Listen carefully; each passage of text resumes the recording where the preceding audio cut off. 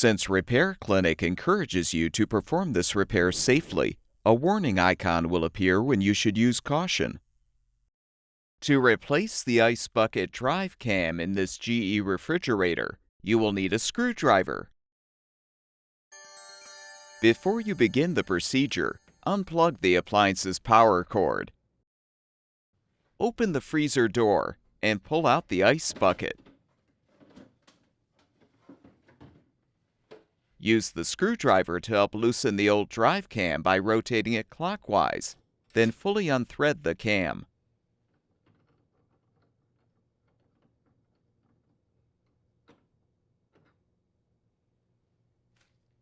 To install the new ice bucket drive cam, thread it onto the auger motor shaft counterclockwise and tighten with the screwdriver.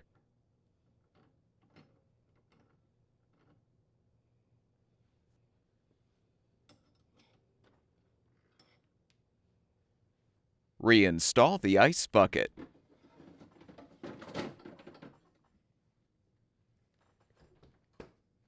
Plug the appliance's power cord back in, and the refrigerator should be ready for use.